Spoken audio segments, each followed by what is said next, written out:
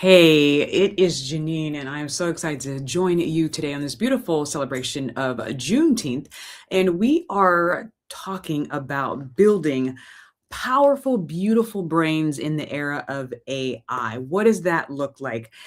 2007, right? Remember that time social media was just coming out and just hitting the waves, the platforms, and everyone just rushed to it more or less. A few people took a while to adopt. Kids were getting on it. We were just like, this is so great. What a great way to connect with people around the country and around the world and share everything about us. And didn't know, we weren't aware of everything that it was having as far as the brain interaction with it, especially with for our kids. And so 20 years later, we're getting the research out, we're looking at what it's doing to mental health, comparison, and all of those aspects. And so what I'm here to say is we do not have 20 years to figure out, okay, well, what is AI probably doing to our brains without us even knowing it? Of course, there are a lot of benefits for AI. I'm not anti AI, but understanding that artificial intelligence isn't either good, bad, nor neutral. It's doing something, and we have to get ahead of the ball before it's too late and it's already around us. We're already interacting with it, whether you like it or not, but to be intentional about it. That's why I am here. There is now research, thank goodness, coming out sooner than later. We don't want to have to wait 20 years to see neurologically what is happening at just the advancement of our technology to see what's going on in the brain, and to ask better questions sooner in the process is key. And so this one came out from Dr. Harris Ayer and Dr. Dennis Pamlin on AI use in the brain. As you see, it's been well loved, and I've gone through it. Look at all those highlights, and just looking at it from the individual level, the national systemic level, and also the global level. Right? What does that look like as far as how is AI affecting us individually, but also on the systems level as well? So we're looking at that research. And today, I just want to give you just a quick strategy as we talk about freedom and Juneteenth.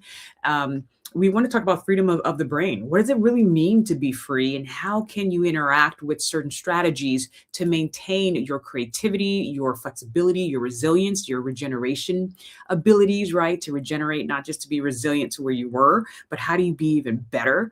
And one thing I wanted to talk about today was reflection.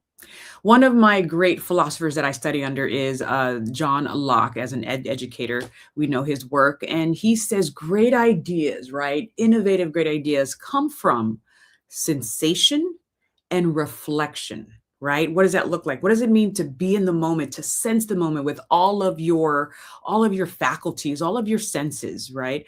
The word observation comes from the Latin observare, which means to pay attention to. What are you paying attention to? And we normally think of observation as sight, but it's really all of your senses engaged. So sensation and reflection. And so today we're going to talk about reflection.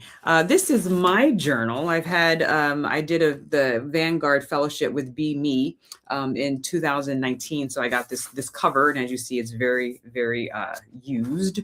But I can replace the inside as I fill the pages up, and I love that. And I've been journaling for about 20 years or so, and a little bit throughout high school. It's really cool to read your high school journals, and those of you who've been journaling since like junior high, and really just stepping it up as far as adding more pictures in about what happens or what has happened to me.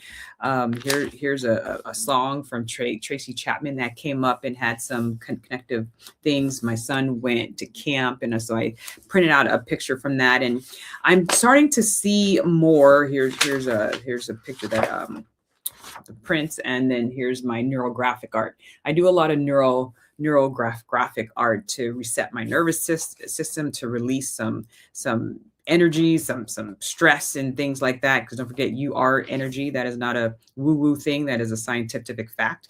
Your atoms and molecules and what the actual atom looks like. It's just like a force, energy force. So you are a walking energy force, and things like that. These are called colored conversations that I invented, where I'm on a conversation with someone, and if I feel just the need to doodle or draw, I'll color out some different colors of what I feel the conversation is having, or I'll write down some main points of the conversation after the fact.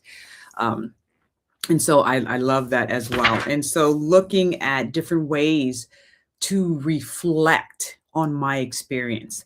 Another thing to be mindful of is when you understand how the brain consolidates memories, there's a lot of research coming out on that. It's not just filing things away, it's actually constructing and reconstructing the memory. But there's something that the brain just doesn't want to need to hold on to. If you're doing the same exact thing over and over again, that's why sometimes it feels like the year went by so quickly, in your adulthood versus when you were 4. You remember so many things, because when you were 3 and 4, or 5 and 6, when your memory got even stronger, you were going through new experiences, going to new places, meeting new people. So your brain was really consolidating and holding on to a lot more memories, as opposed to when you're 34 and your days look the same throughout.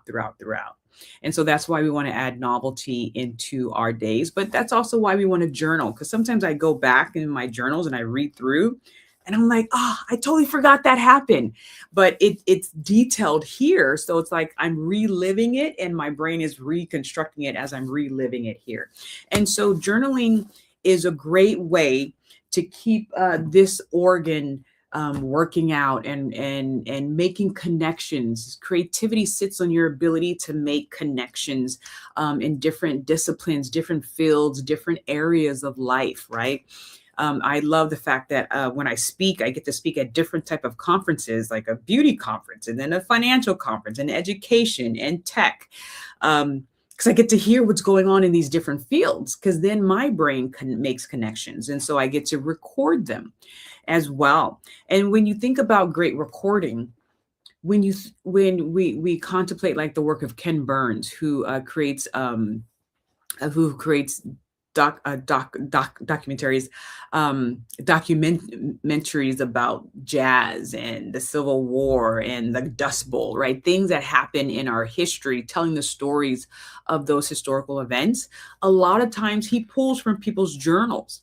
Imagine how much information he wouldn't have access to if people didn't write down what happened and their thoughts about it, and other feelings and opinions and facts that he could piece together, and then of course add the arts to tell the story. So what story are you telling? We lived through COVID. Some of you, we're living through the onset of AI. Like, are we really documenting it?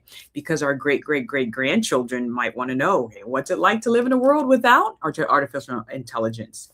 Because by the time they're born, it will be the norm. So keeping that in mind, journaling is so important for your brain growth, your reflective growth, perspective shifting, making associations, making connections, seeing threads and through lines, right? Like, wow, every time this person comes in my life, my body reacts that way. I'm starting to see a pattern here, right? And the brain is a pattern recognizing machine. So your brain is looking for patterns and sensitive to patterns. And so the course that we're doing, the 10-week course that we're doing, is geared towards parents and people who are leading other people, because we have to make sure they are equipped in this era of AI. The games have changed. The rules have changed from when I was coming up. And so what does it look like to make sure their brains stay agile, creative, and resilient as they come of age? And so one thing that we need to look at, which what the research is showing us, is that there's terms called like cognitive surrender, hippocampal atrophy, intuition inhibition, and some other terms of the silent effects that artificial intelligence may be having on our cognitive and creative processes. So one thing I do with my son, because because this is all about those of you leading other people and parenting and raising other people, and how to just create your home to make sure their brains are sharp as possible. Is we implemented journaling and reflection time in his experiences, right? And so, what does it look like for him to stop and review what he went through and how it made him feel? Any new ideas that came from it? Any new ahas? Any unexpected things that he wasn't expecting? And then, like my journal, I even go and I print out pictures from what he experienced. And so, like, this is the Phoenix Boys Choir. He went to camp last week, and so he got to reflect upon that. We did a whole unit on flying and falling and velocity, and so to end the unit, he went to iFly to go fly, in the indoor skydiving as well. And then we also do some neurographic art. How are you feeling right now? What colors can express those feelings, and things like that. And so, and then here's some other artwork from him. And so, what does it look like for him to start these skills as early as possible in the lifespan? I just found some other research where they are looking at brain health in the elementary age. As you know, Brainalicious Adventures, our nonprofit, where we are looking to get our things into schools as well. And if children are introduced to brain health strategies earlier on, they are more likely to have that behavior be persistent throughout adolescence and into adulthood. And in order to get ahead of this dementia tsunami we're headed towards, we need to move earlier into the lifespan of implementing brain health strategies into the lifespan. And so journaling and reflecting and moving energy and thoughts through in that productive way is a great brain health and brain capital strategy. And so lastly, we went to a Juneteenth celebration last night, and he, getting out the car, he was like, "Hey, can I bring my little notebook and a pencil?" And I was like, sure. He's never asked us this before. And I was like, sure. And he grabbed it. And so we were walking through the fair and visiting a few of the booths. And then he would stop and at the little counter thing or the bench, he was knelt down and was writing. For any parents out there, when you see your child writing and you're not forcing them to write, or it's not writing time, right? They're just writing because they want to write. That's a win, right? So I was just like, this is great, and I just let him do his thing and just gave him time. And so yeah, he's still upstairs, so I haven't had a chance to talk to him, but he wrote, "Me and my mom are at the fair." First of all, me and my mom, my mother and I, but we'll work on that. But that's the cool thing about journaling. It's just you getting it out. There could be mistakes and whatever. Our job is to fix that during writing time, but journaling, just get it out, however way it comes out, right? Me and my mom are at the fair, F-A-R-E. And me and my mom got a tambourine. You spelled tambourine right. You forgot the E at the end, but pretty close. That's a big word. I also got a bracelet. He spelled bracelet correctly, and that's a hard word. And so I wonder if he was journaling his experience right when he was in the experience, because maybe he didn't want to forget it. I don't know. I haven't talked to him about this yet. I will today. But anyway, it's cool as parents and leaders when you see something that you're setting up structured for your child to do, and then you see them do it on their own without you prompting them at all. That's a win.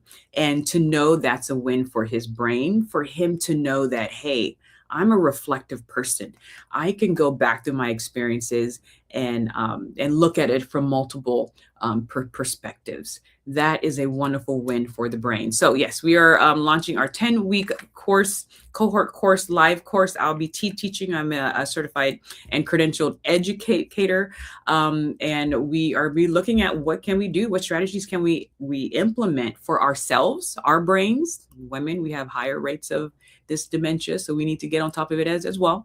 In the 7 pillars of building brain capital, which is brain health and brain skills. Okay, we want to make sure we are prepared in the era of AI, but we're preparing our kids as well. And so I will be bringing the top research, some other voices, top thought leaders in the area coming together to build this out, because we need to not wait 20 years like we did with social media to see what happens with our brain. We need to get on top of this right now with intention. with AI, and also to teach how to you use it effectively with intention, and know that your brain is growing and expanding and not atrophying and just getting smaller, right? So thank you so much. Please have a wonderful celebration day and know that you have a beautiful, brilliant brain. Even in the era of AI, your brain is you, and you're even bigger than your brain, and your ideas are valuable. See you next time. Bye bye.